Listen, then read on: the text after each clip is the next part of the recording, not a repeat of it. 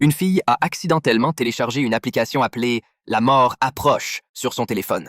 L'application prétendait pouvoir prédire avec précision l'heure de la mort d'une personne. Lorsqu'elle a découvert qu'il ne lui restait que 3 heures de vie, le visage de Marie était devenu pâle. Bien qu'elle ne croyait pas que l'application puisse vraiment prédire la mort de quelqu'un, après la fête, son petit ami lui proposa de la ramener chez elle en voiture. En voyant à quel point il était ivre, Marie, inquiète pour leur sécurité, insista pour qu'ils rentrent à pied ce soir-là. Mais son petit ami voulait absolument conduire. N'ayant pas d'autre choix, Marie est descendue de la voiture et a décidé de rentrer chez elle à pied. Frustrée par sa décision, son petit ami partit en voiture, furieux. Peu de temps après, Marie reçut un message sur son téléphone. En vérifiant, elle vit que son compte à rebours était réduit à seulement 7 minutes. Pourtant, elle ne s'en soucia pas et continua à marcher. Mais plus tard, elle remarqua qu'un inconnu la suivait. Alors que l'homme se rapprochait de plus en plus, Marie se força à continuer de marcher, essayant de l'ignorer. Un instant après, elle entendit soudainement la porte d'une voiture claquer. En repensant à ce moment, elle se rendit compte que l'inconnu était simplement monté dans leur voiture. Soulagée,